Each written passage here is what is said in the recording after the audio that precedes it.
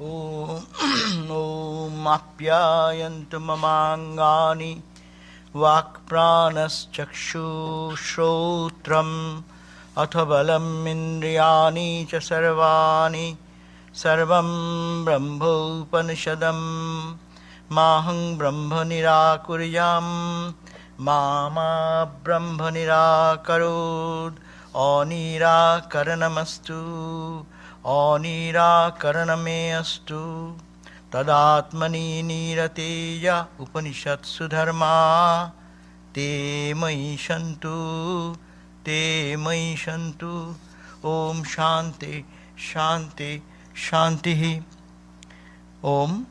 May all functions of our minds, the works of our bodies and the activities of our senses please the Almighty Brahman who is described in the Vedanta. May we not forget Him. May we realize His presence in us. May we not be forsaken by Him.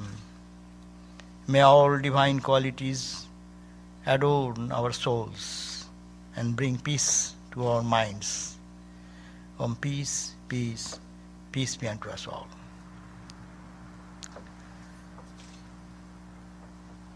Dear devotees and friends, we have today Swami Sarvapriyananda, who has come from India for 6 weeks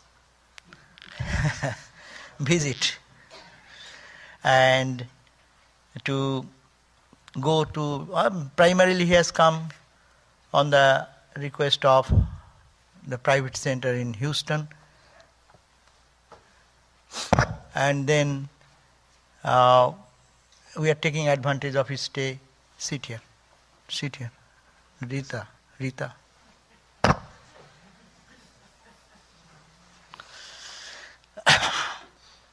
So yeah, and we are taking little liberty because he came and we want to take his wisdom, to hear his wisdom.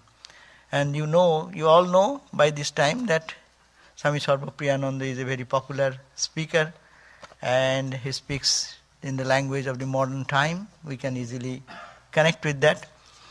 And he is a monk of our Ramakrishna order. He joined in our Ramakrishna order in the year 1994. And he was also initiated by Swami Bhuteshananda Maharaj. And then after joining, he worked in different educational institutions. In one of our prestigious institutions is in Devghar. He was there for quite a long time. And then he became the vice principal of that institution and become also the principal of our postgraduate teachers training college in Belur Math, where 1 year's training is offered to the teachers to equip them for better training. And he was the first registrar of the Vivekananda University at Belur Math, which started few years back, and he is the teacher of our training center. We call Acharya of the training center, where our monks, newly joining monks, they get their training for 2 years to learn their scriptures and all the things in life. He is now also is the Acharya of the same training center. And his brahmacharya was from Swami Bhuteshanandaji and his sannyas from Swami Ranganathananda Maharaj. So here today I don't want to say anything more because he will speak in such a way he will be overwhelmed. So he will be speaking today.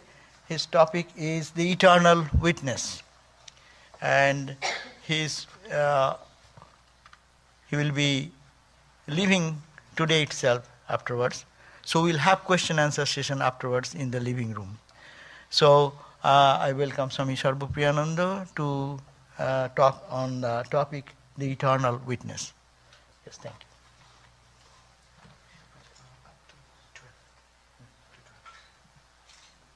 little more, no one will mind. 12 is the time.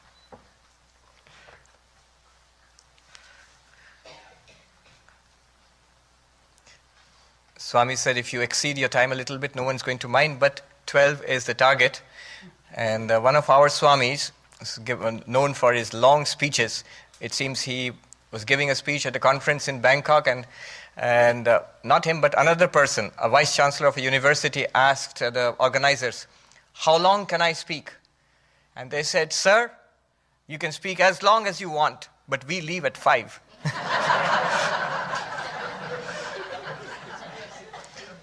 It's always a good idea to finish the speech before the audience is, their patience is finished.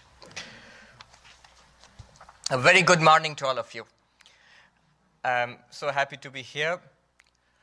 Revered Swami Sarvapriyananda Maharaj, other revered monks, revered Matajis, and brothers and sisters in spiritual life. When I was learning communications, a teacher said to me that the basic structure of a speech should be a talk. It has just 3 components. First, you tell them what you are going to tell them. Then you tell them. And third, you tell them what you have told them. So right now, I'll just tell you what I'm going to speak about. My subject today is the whole of Advaita Vedanta, a tradition thousands of years old with an enormous amount of literature. But what I'm going to do is, I'm going to take the help of a genius in spiritual life and a philosophical genius too, Vidyaranya Swami, who lived in the south of India about 700 years ago, and he wrote a number of books, including the very well-known Panchadashi, 15 chapters on non-dual Vedanta, Advaita Vedanta. And in those 15 chapters, the first chapter, he begins by summing up the entirety of the philosophy, the spiritual teachings of Advaita Vedanta, non-dual Vedanta, in a compass of 8 verses, just 8 verses. And we are going to take a journey together through those 8 verses today. That's what I'm going to be talking about. The peculiar advantage of these 8 verses is, Vidyaranya Swami, what he does is he refers only to experience and reason. Scripture comes later, but first he refers only to experience and reason. He is not going to say anything anywhere here which is beyond anybody's experience. We have all experienced it. We are all experiencing it all the time. And he's going to reason upon it, and like a very good teacher, he will take us from the known to the unknown, from what is to what shall be, from what is near to what is far. So we have to walk with him. And since time is limited and the subject is vast, I'm going to pack this talk with a lot of material from Vidyaranya Swami. So you have to walk very carefully with me. I remember this, when we were kids, we had this Tintin comics. And I don't know if it's popular in USA, but very popular among kids in India. And in one place, there's this professor talking about particle physics. And Captain Haddock is walking behind him and listening to about how a nuclear reaction takes place. And the professor looks back at him and says, "Are you following me?" And the captain replies, "Of course, I'm right behind you." But we'll have to walk together with Vidyaranya Swami. Do come. I think there are some chairs here. Do come. There's one here, and I think there's one there somewhere. Yeah. Yeah, there's one here.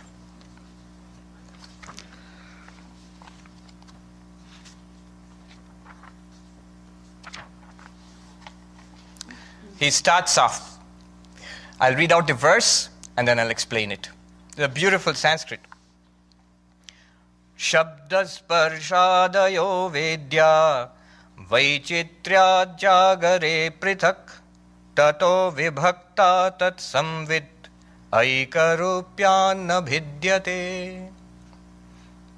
I'm amazed, 700 years ago, this philosopher wrote in this deep south of India, and his words are being echoed today by the grace of God in Hollywood, in the United States in the 21st century.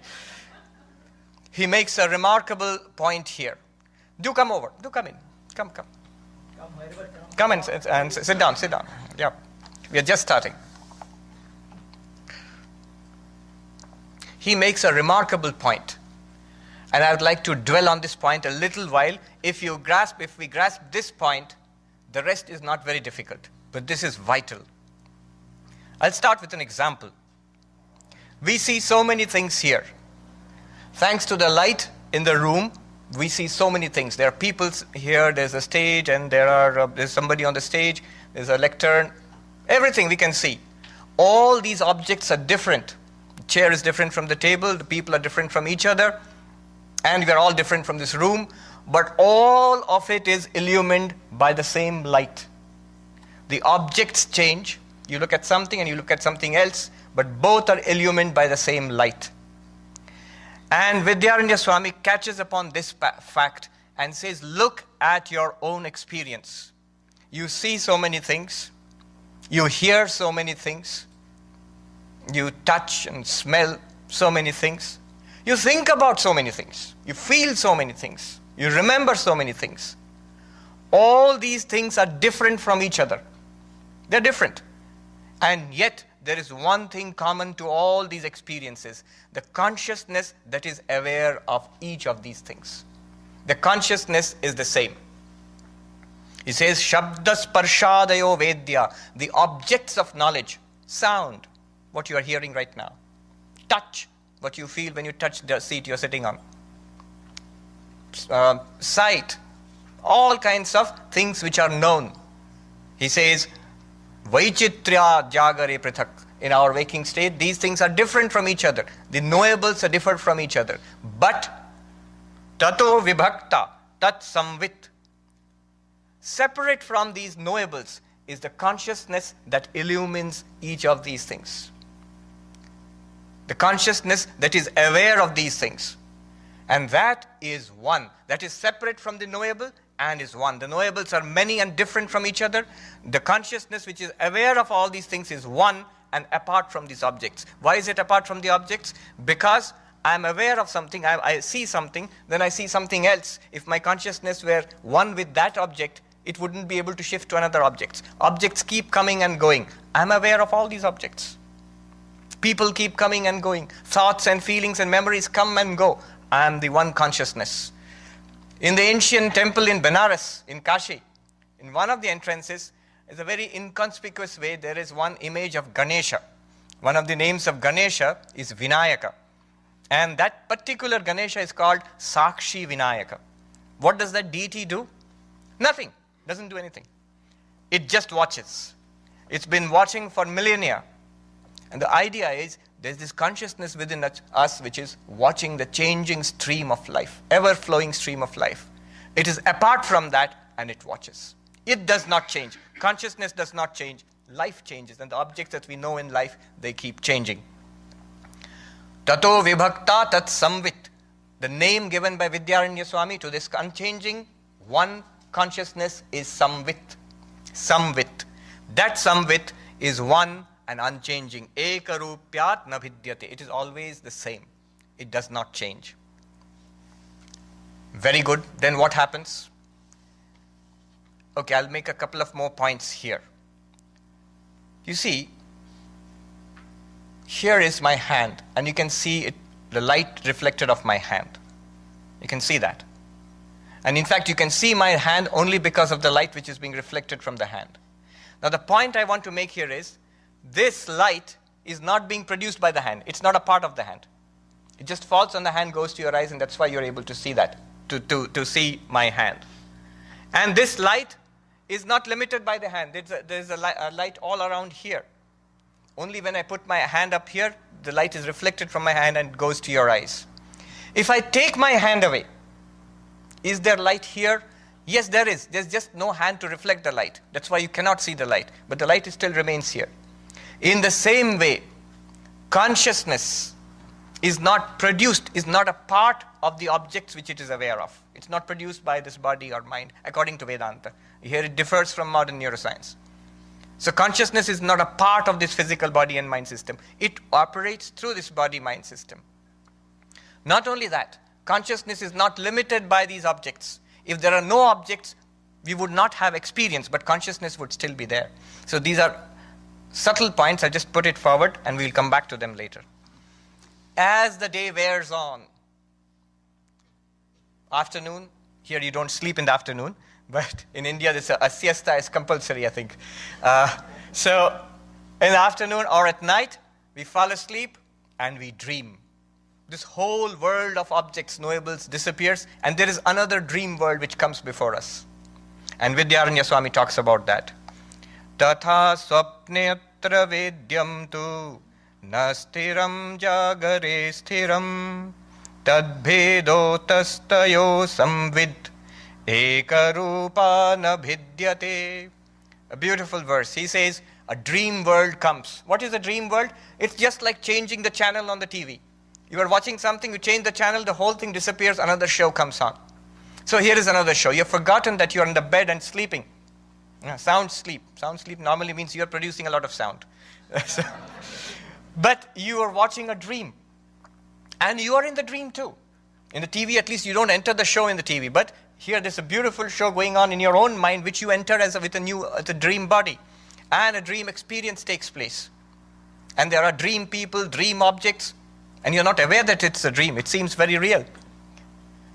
But what Vidyaranya Swami says, a variety of objects come during your dream experience.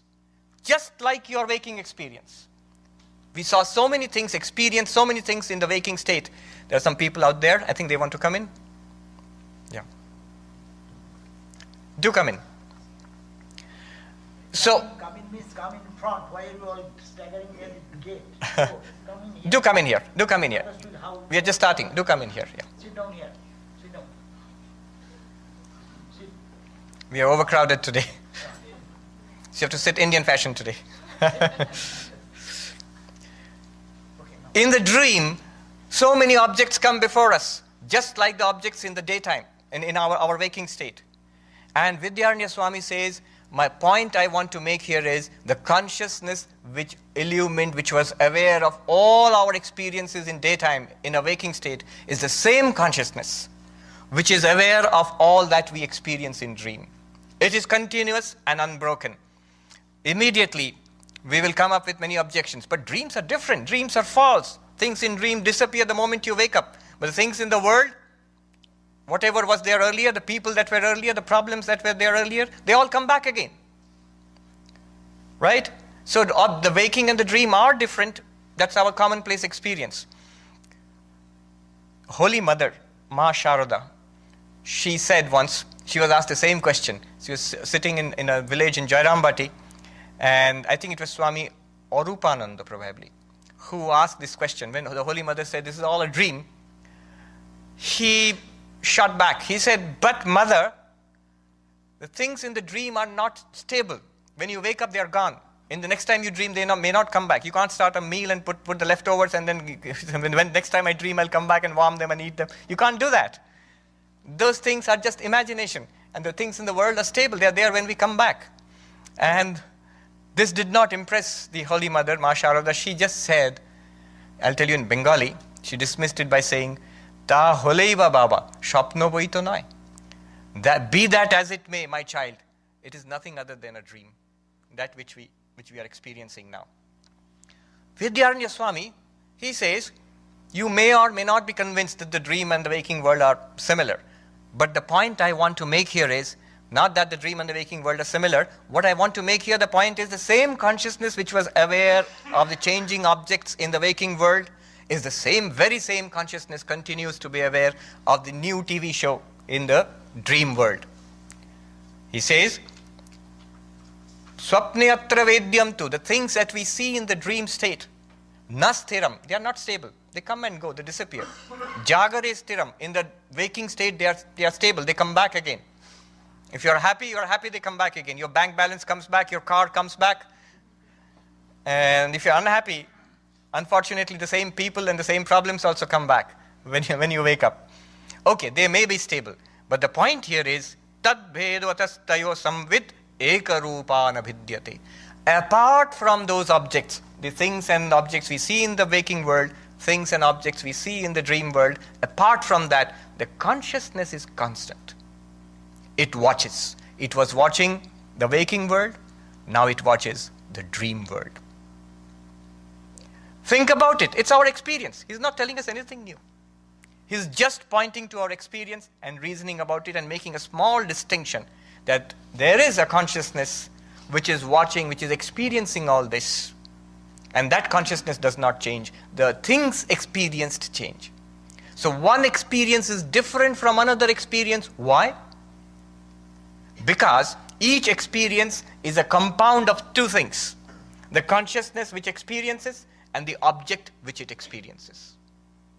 So I see something. Here is an object which I am experiencing with the help of the body and the eyes and the mind, and there is a consciousness which is illumining the entire sensory apparatus and the object. Now I see something else, the book. The object has changed. So the mic experience and the book experience are different because the mic is different and the book is different. But the consciousness is the same. That's all he wants to say. There's one consciousness flowing through waking and dream. Now things become interesting. I was talking about this, you won't believe it, with a couple of young teenagers yesterday. And this very intelligent young lady asked a question. She said, Swami, you're talking about an I sense which is the unchanging ground of all our experiences. I said, very good. But your theory collapses in deep sleep. When we fall asleep, when I fall asleep, the I is not there. The I is not there. Everything disappears. Where is that consciousness? So the consciousness, when we are unconscious or in deep sleep, you see, look at the very word unconscious. Where is consciousness? Where is this blessed consciousness you're talking about? It disappears. And would you believe it? It's so thrilling that when this young lady asks a question, the very next verse, 700 years ago, across oceans of time and space, Vidyaranya Swami replies, in deep sleep, what happens? The next question is, what happens in deep sleep? And here is the answer. Suptothetasya saushupta tamo bodho bhavet smritihi sacha buddha vishaya avabuddham tattadātamaha. What does it mean? When we go into deep sleep, it's a blankness. But something very important, something very interesting happens when we wake up. We wake up and say that I didn't know anything. I slept like a log. I had very good sleep. I didn't know anything. Now the question is, how do I recall that? If I see this, a little later you're seeing this. When you go out of this hall, a little later you'll recall it because you've seen it. When you see a dream, when you dream, when you wake up, you recall. Sometimes we do recall our dreams. Why? Because we have seen it. And we recall a period of blankness. If there was no consciousness there, how would we recall it after waking up? You know, if actually there was no consciousness in deep sleep, what would happen? A thought experiment. What would happen is this. We are awake, we fall asleep, we dream, and we wake up. In between, if there's deep sleep and no real consciousness, we would never have the intuition of a period of complete blankness. We have an intuition that for a period there was nothing.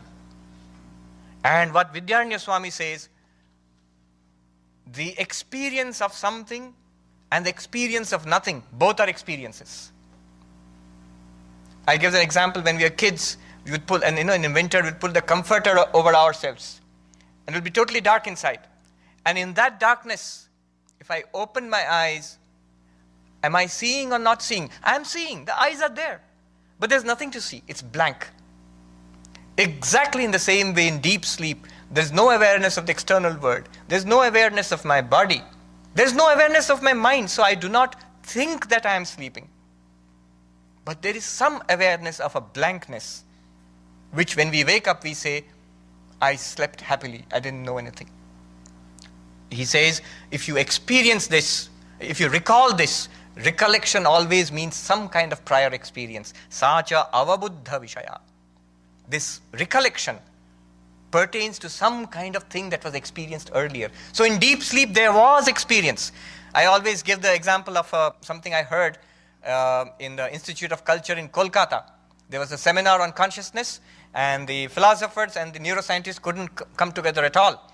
And finally, a philosopher of Sankhya, and he's American, Professor Larson, he stood up and he asked this neuroscientist, who happened to be British, he said, "Doctor, according to your neuroscience, according to modern medicine, is there consciousness in deep sleep?" And the doctor said, "No. By definition, deep sleep is a state of, there is brain activity, but there is no consciousness as what we would call consciousness. So it's a state of no consciousness." And Larson, very nicely he put it. He said, according to this philosophy, Sankhya and especially Vedanta, in deep sleep we have only consciousness. Neuroscience says there is no consciousness in deep sleep, therefore we have no experience. And Vedanta says there is only consciousness in deep sleep, no object to be known, hence we don't have any experience. If there is light, look at this. My hand is there, it's reflected, you can see the light. If I remove my hand, there is light here, as it was, but you can't see anything because there is no hand to reflect it. Exactly like that, in deep sleep, consciousness continues. The samvit, which Vidyaranya Swami was talking about, that which is within us, it continues unbroken, unchanged, unfazed. Just that objects have disappeared. And then he says, Sabodho vishayat bhinno nabodhat swapna bodhavat evam sthanatrayepyeka samvittadvaddinantare. That consciousness is exactly the same consciousness which was watching our dream, our day, our waking experiences, our dream experiences, is watching nothing in deep sleep. That consciousness continues unbroken throughout. And he says, Evam sthanatrayephi eka. In all three states of our experience. Which experience? Everybody has it. We wake, we dream, and we sleep. That's what we are doing all throughout our lives. In all these three states, it is one consciousness, unbroken, which watches. And tadvaddinantare. Next day, anything new happens? No, same story. Another waking state, another dream state, another sleep state. Tadvaddinantare, just like that, the next day also goes. And what happens? Just like that, the day after, the week after, the month after, the year after, years roll by. The body grows and ages and decays. And the body dies. And we have a new body.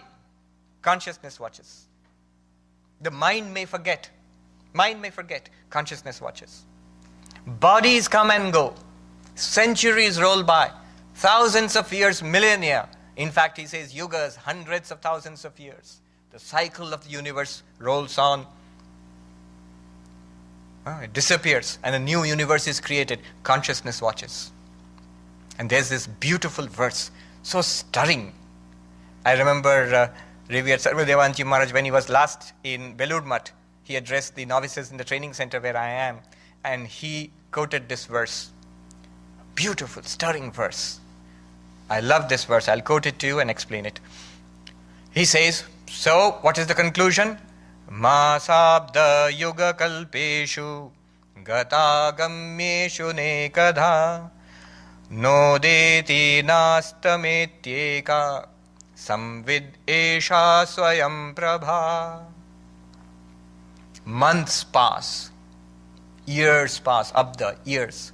Yuga, bodies have come and gone. Lives have been experienced. We have lived through so many lives. Fathers and mothers, husbands and wives, children and grandchildren, friends and enemies, worldliness and spirituality, all this consciousness has watched. Millennia have rolled past. Yuga kalpas, cycles of the universe. The universe ages and dies. We are so ancient. We have been watching. Gata gammeshu nekadam. It's thrilling. So many millennia and universes and lives have passed. Gamyeshu. So many are yet to come. Many more are yet to come. But what about this consciousness? No deti nastameti. It neither rises nor sets. Like the sun rises and sun sets, this sun of consciousness does not rise or set. It's always the same. There is no day and night in the sun. There's day and we experience day and night. But if you go to the sun itself, there's no day and night. In the same way, consciousness is ever illumined, blazing forth. As in the Gita, Arjuna experienced it. Like if 1,000 suns rise in the sky together, Devi Sahasra Suryesh, Yuga Paduttita. If 1,000 suns were to rise in the sky, that consciousness we have right now. We are in fact that consciousness right now. Samvedesha Swayam Prabha. It is Swaprakasha. It knows everything else. None of it knows. Nobody can know that consciousness. It is the one which knows everything. Samvid Esha Swayam Prabha. This consciousness, self-effulgent. It shining, everything else shines. And this Swami Vivekananda was very fond of this verse from the Upanishads. Na tatra suryo bhati na chandra tarakam nema vidyuto bhanti kutoyam agni tameva bhantam anubhati sarvam tasya bhasa sarvamidam vibhati. There the sun shines not, nor the comely moon. There the stars do not shine, not the lightning. What to speak of this mere fire? Imagine a fire-lit night in the ancient times in India, and somebody, a poet, speaks of this. That shining, all this universe shines in front of us. By its light is everything illumined. And that consciousness we are. Just now. There was a very old monk, very humorous, more than 80 years old. He was in the Himalayas. I spent some time with him about 10 years back. And he used to say, Mahatma ji, ek galti kiya. I've made one mistake in my life. I asked, what is it, sir? I made an ashram. I used to live in a cave. I made an ashram. That's the only mistake I made in my life. Otherwise, I am happy. And he used to often say, I'll tell you in Hindi and translate. Tum jano ya na jano. Tum mano ya na mano. Tum hi Ram. You know it or you do not know it. You accept it or you reject it. You are Rama, which means you are God. God meaning this pure consciousness. Tum jano ya na jano. And there's a funny incident I can't resist telling you. A doctor had come to see him. He was old. I hope he's still alive. He was 80 plus and obese, very overweight. Could hardly move. And he was ill. And the doctor had come to see him in the high Himalayas, and the doctor was skinny. So the doctor said, Swami, what do you eat? You've become so fat. Kya khate hain? Aap itna mote ho gaye. What do you eat? You've become so fat. And the Swami shot back immediately. Hum chinta ko chaba jate hain, chinta tumhe chaba jati hai. He said, I'll translate for your benefit. I eat all my anxieties, and your anxiety eats you. All my fears and anxieties and problems, I eat them up, and I've become so fat. Of course, that's fast food. That's not healthy food. You fears and anxieties, so you become fat. But your fears and anxieties, oh doctor, they're eating you up. You become skinny.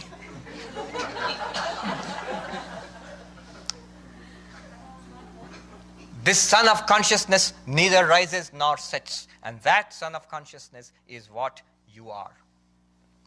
Okay. Time for a short little bit of time out. Look back. And they say Singhavalokana Nyaya in Sanskrit. The lion, it seems, when it walks majestically in the forest, once in a while it stops and it looks back like this. The poet says it's looking back to see the path it has covered. So it's called Singhavalokana Nyaya, means the lion looking back. Now we are going to do that, the lion looking back.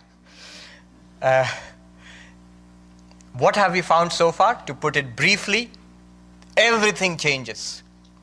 That which watches the change, pure consciousness, does not change.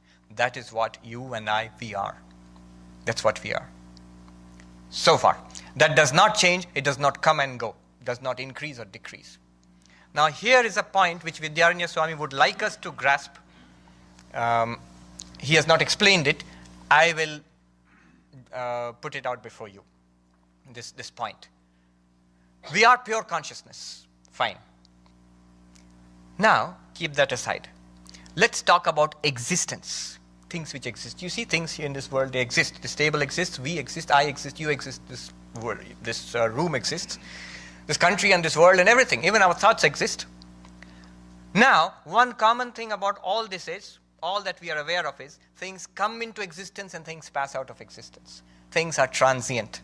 Nothing lasts. The bug of a day is born and dies the same day. Tagore puts it very beautifully, Rabindranath Tagore, in one of his poems. The poet looks upon a leaf which falls from the tree, a dry leaf, and falls into a pool. And the ripples, there's tiny ripples on the pool, and the still water of the pool. And he says, the poet writes so poignantly, these ripples are the same, these ripples in this little pool are the same which spread out among the stars and the galaxies. The ripples of time. Everything passes away, everything changes. Now, existence. Can we think about it in this way? Something can have existence which is intrinsic and something which existence which is extrinsic. What is intrinsic and what is extrinsic? If there is some property which belongs to me, as long as I am existing, that property is also there, I will call it my intrinsic property. And if there is something which comes and goes, like this shirt I've put on, it's extrinsic. It's there with me now. I can change it and put on another shirt. I am still the same. In a commonsensical way, I am still the same person, but the shirt has changed. So the shirt is not intrinsic to me. I mean, I can exist without the shirt. I would still be the same person without this shirt. I'd put on a different shirt. So this table, for example, is brown in color, and if you paint it red, I mean, don't, but if you do paint it red, it would still be the same table. So the color of this table is not an intrinsic property of this table. Why? Because the table can exist without this color. This color can come and go, some other color can come. So the color is not an intrinsic property of the table. Now think about existence. Is there anything whose intrinsic property is existence? Because the moment you think, the moment you say, things come into existence and things pass out of existence. Things are born and things die. What are we saying? We are saying that these things gain existence and they lose existence. Existence does not belong to these things. If existence did belong to something, what would happen? Let me give you another example. You're boiling vegetables on the cooking range here. So you have fire and you have a bowl, you have water in that, and in the water you've put vegetables. And the vegetables are hot. Is the heat intrinsic to the vegetables or not? It's not. The moment you take it out, after some time it will become cold. Why are the vegetables hot? Because they borrowed their heat from water. Water was bubbling. Is the water intrinsically hot? No. The moment you take it out and put it out on the table, after some time it becomes cold. It will freeze. What about the bowl? The water is hot because of the bowl. It has borrowed heat from the hot bowl. Is the bowl intrinsically hot?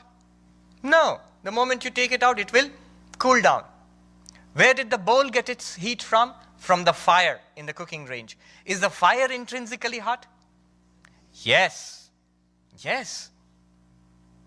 You take the fire to Siberia. Will it be hot? Yes. It will be hot.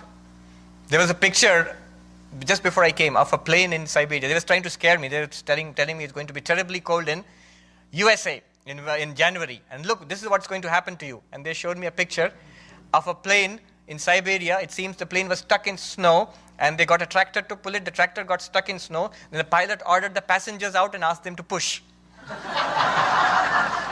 And so here these big Russians in big parkas, they're pushing the plane. So it's terribly cold there. But what happens if you take fire to Siberia? Will it become cold? No, because fire, as long as it lasts, is hot. Heat is an intrinsic property of fire. So as long as the fire is there, it will be hot. Now, if something has existence as its intrinsic property, what will happen? If it is not an intrinsic property, the thing will come into existence and go out of existence. It will be born, it will die. It's limited by time. It's born and it dies. So we, for example, as Swami used to joke so beautifully, he said, we are born at one time, we come into existence. And then after that, we die after some time. And when we die, if you are buried, there will be a tombstone above the grave, which will say 1901 to 2001. And there's a dash in between.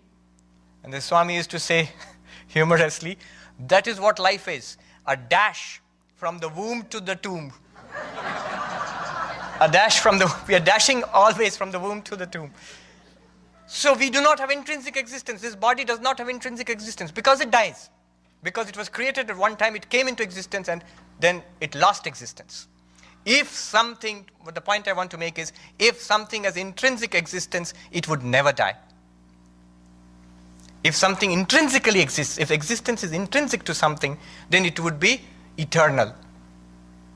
Now transfer this consciousness, this concept back to what we had got. A consciousness which never changes. It's the same in waking, it's the same in dream, it's the same in deep sleep. It's the same for days and months and years and millennia, through lives and through bodies. Unchanging. Now this consciousness has intrinsic existence or not? Yes. Good.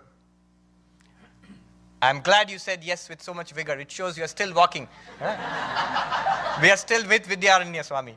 If he looks back at us and he says, are you behind me? Are you following me? We can say, yes, we are with you. We are not only following, we are not just behind you, but we are following. We are with you. Yes.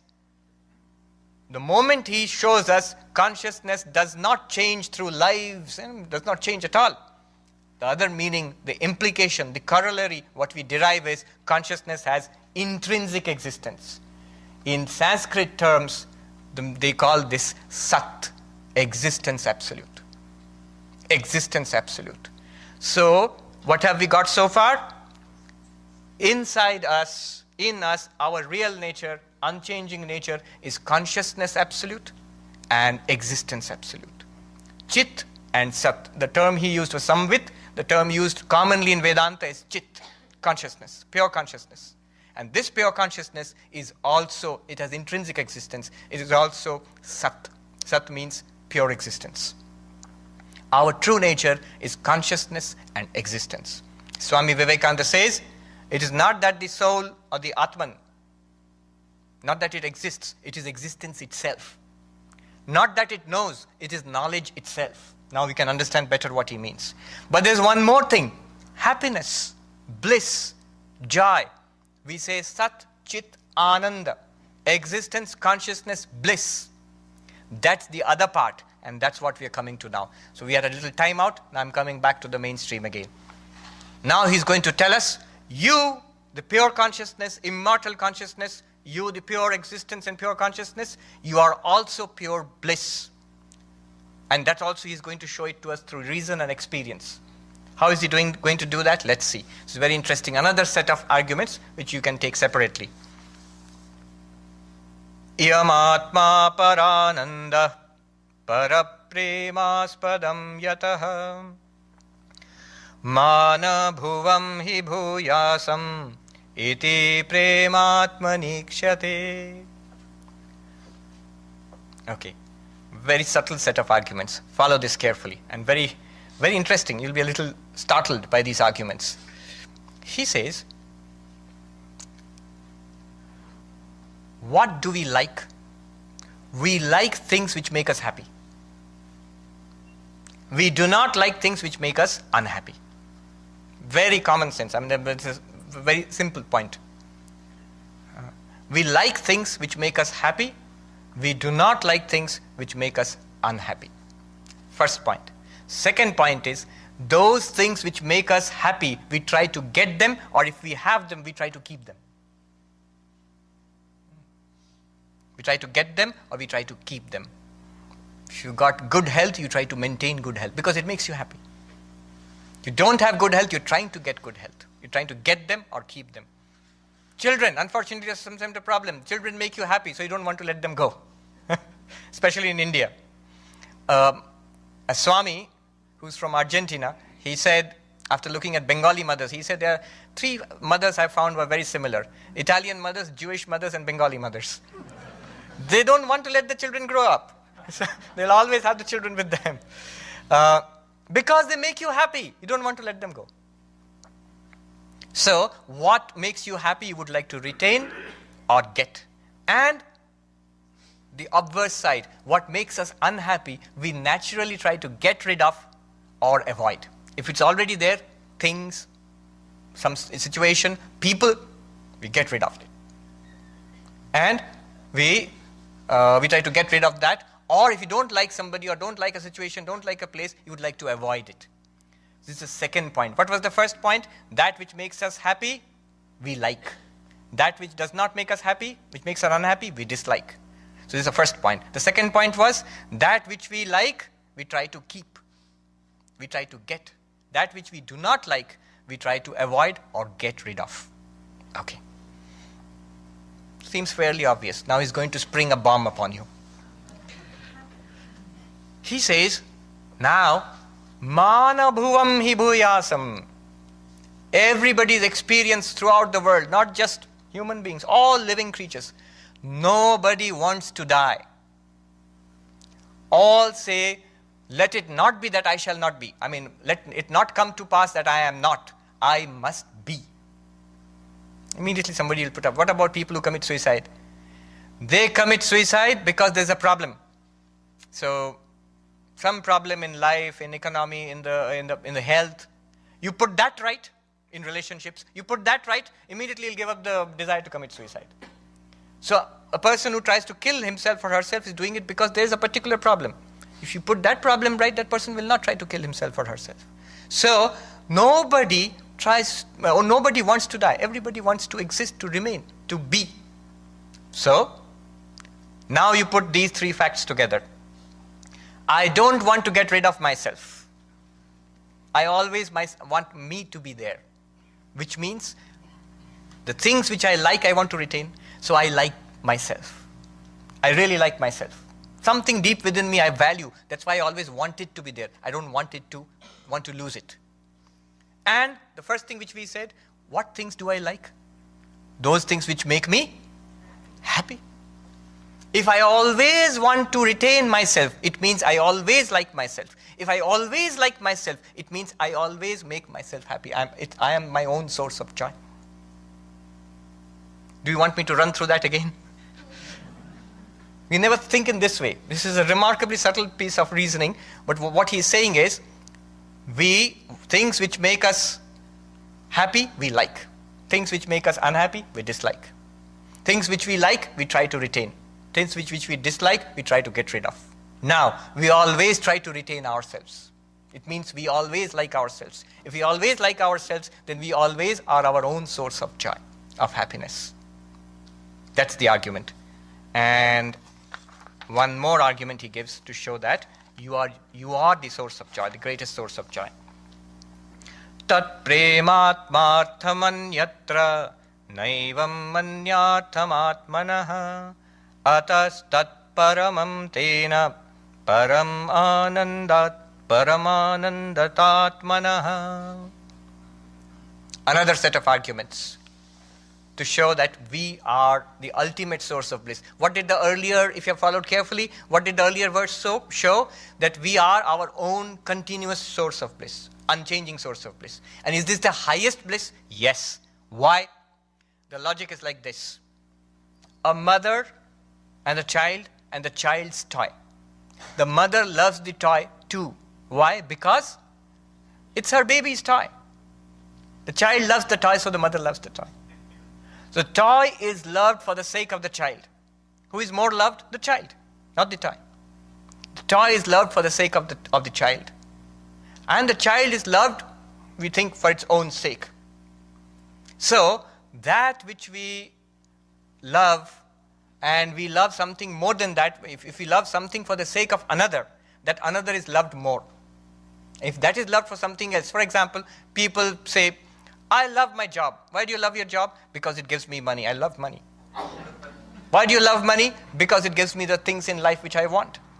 Or a good life which I want. I love that. And why do you love those things? Because it makes my wife or husband or child happy. Now you see, the job is loved for the sake of money. Money is loved for the sake of things it buys. Those things are loved for the happiness it buys your family. And the family is loved because it buys you happiness. It gets you happiness. Now what is loved more? Job or money? Money. Because I wouldn't do the job without the money. What is loved more? Money or the things it buys? The things it buys. If you give me all those things, I don't want money. And that's true. People gave me money, and I think because monks do need money, you're traveling around and doing work. But I'd just be as happy if what I spend the money for, if it was given to me directly, it's okay. I don't need money otherwise. What will I do with money? So the things which you get directly, that's good enough. But what good are those things without the family you are getting it for? If suppose you're getting it for the family. So the family is more important. Husband, wife, children. Therefore, a thing which you love, if you love it for something else, that you love more. And what he says here is, all things are loved for the happiness of the self. The happiness of the self is not loved for anything else. It may sound a very selfish statement, but he does not mean it that way. It's not that individual thing he means, but what he means is that pure existence consciousness within. For that everything is loved. Just imagine. You say, I'm altruistic. I do work for the poor. It's not for my own sake. Doesn't that make me happy? Does it make me unhappy? If it made me unhappy, I wouldn't do it. It makes me happy. Therefore, I do it. So it is for my own sake. Even the highest altruism is also, in one sense, for one's own sake. Just as the most selfishness, the greatest degree of selfishness is. So, all things are loved for the sake of the consciousness within. That is not loved for anything else. In this gradation, a thing is loved for something else if that thing is a greater source of joy. Therefore, if everything is loved for the sake of this self within, and it is not loved for anything else, then what is the highest source of joy? The self within. Now, if you put these two verses together, you get 2 points. That the true self within is a source of unfailing, unchanging, continuous joy. It is also the ultimate joy. We never think in that way. We think things other than the self can give us happiness. But it is the happiness of the self which is reflected in those things. But that's another story. So now what do we have? We are almost at the end of the journey. Vidyaranya Swami says, Ittham satchit parananda atma yuktya tatha vidham param brahma tayoshchaikyam shrutyanteshu padishyate. Therefore, what we have now is we, each of us, you are existence absolute, consciousness absolute, bliss absolute. Ittham sat chit parananda atma. Atma means I myself. I am existence absolute. I am consciousness absolute. I am bliss absolute. Chidananda rupaha shivoham, Shankaracharya sings. There's this philosopher who didn't get it. And he said that, Shankaracharya, what tremendous, what supreme arrogance. He says, I am consciousness and existence and bliss absolute. I am Shiva. He didn't get it at all. Shankaracharya does not say that in the terms of an individual being called Shankara. He means the consciousness, bliss, existence, which is common to all of us. So that is Sat Chit Ananda. And Vidyaranya says, if you have walked with me in this journey, I have never once referred to any sort of faith or belief or scripture. Nothing. I have just reflected upon your experience. O reader, who are reading me 700 years, oceans of time and space apart, across the oceans in Hollywood, in Los Angeles. And that old man, 700 years ago, writing this, if you have walked with me, you see from our own experience, our shared human experience, that we are existence absolute, consciousness absolute, bliss absolute, Sat Chit Ananda. Yuktya tatha vidam. By reason and experience alone. By reason and experience alone. Now let us open the Upanishads, the scriptures. And what do the scriptures tell us? Param brahma tayoshchaikyam shrutiyanteshu upadishyate. Shrutiyanta means Vedanta. Shruti is Veda. Shruti is Veda. And Shrutiyanta is Vedanta. In Vedanta, we are taught about God, Brahman. And what is Brahman? Sat Chit Ananda. The Upanishad tells us God is Sat Chit Ananda. Existence absolute, consciousness absolute, bliss absolute. And you go like, me? Upanishad says yes, you. Tayoshchaikyam. You, the individual, you who were studying Vedanta, you find the existence, consciousness, bliss within. That, the Upanishad says, is God. The oneness, the identity of the divine and the human. You know, one of the most beautiful statements I find is in a Sufi poet. The Sufi poet says, he's a Muslim. He says, they are mystics. So he says, I looked for Allah and I found myself. I looked for myself, I found Allah. That's exactly what this is saying.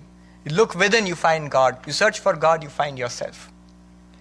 The Upanishad tells you existence, consciousness, bliss, which you find upon investigation within yourself, is none other than Brahman of the Upanishads, God of this universe. They are one and the same. Swami Vivekananda says, it is not that the soul exists, it is existence itself. It's not that the soul knows, it is knowledge itself. It is not that the soul is happy, it is happiness itself. Just 2 more points and then I'll be done.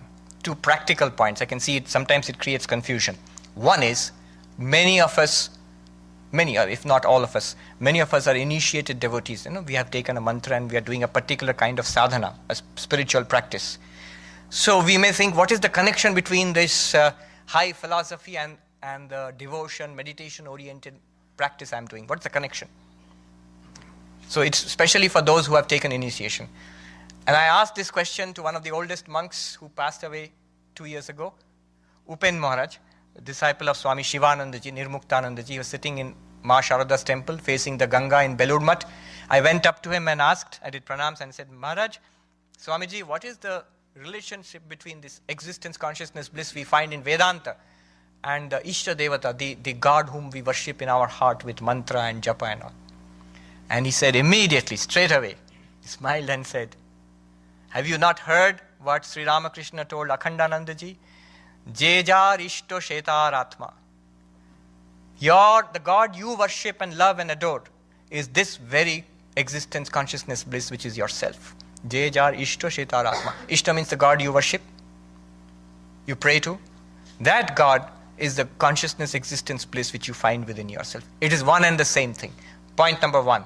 So the God whom we pray to, whom we meditate upon, whom we are practicing as per the instructions of our spiritual instructor, is the same thing. Is exactly the same thing which Vedanta talks about. First. And second, just a doubt which comes. I've got 2 minutes. I'll use that to clarify something. Often, when you talk about this, many people are like, okay, this is philosophy. What about practice? What do we do? And what about the prayer and the meditation and the work that we do? So all that is useless. It's only you just read Panchadashi and that's all. No.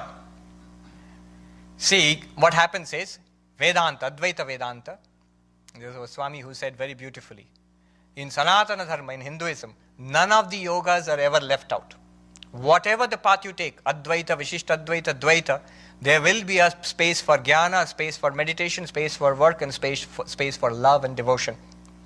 So, the way they see it here in Advaita Vedanta, remember we are talking about the path of knowledge, Jnana Yoga, non-dual Vedanta. What they say is, this realization is sufficient to give us liberation. If it doesn't happen, what's the problem? The problem is our minds are unable to grasp this truth. It just remains something I've read in a book or heard in a lecture. Then what is required? Meditation, they say, is required. Meditation is extremely important. Upasana. Okay, Swami, I try to meditate. Mostly I fall asleep. Or my mind runs hither and thither. So what happens? What's the problem? The problem there is the mind is not pure enough. There's so many things which pull. Sri Ramakrishna talks about this mongoose. I don't know if you have mongoose here. You have? It tried to leap through a hole in the fence, but it couldn't because a brick was tied to its bushy tail. Some naughty kid had tied a brick to its bushy tail. So when it tried to leap through the hole, it got pulled back again. In the same way, in meditation, when we try to dive deep, we are pulled back up to the world because mind is tied to the world with so many strings. So a purity, a cleansing of the mind is necessary, and therefore karma yoga, the path of service, unselfish work, that is also recommended by in Advaita Vedanta. If you don't agree, you just have to see Shankaracharya's Bhashya on Bhagavad Gita. Again and again, this proponent of jnana over karma, he extols the importance of karma. He says, unless this is gone through, unless a preliminary discipline is gone through, simplicity, austerity, staying a little away from the ups and downs of the world, and focusing on selfless work, on upasana, devotion, only then this jnana becomes effective. This is the final stage, and this leads to liberation. I pray to God that that day comes to all of us in this very life of ours. Thank you. Thank you. Om Shanti Shanti Shanti Hari Om Tat Sat. Shri Rama Krishna.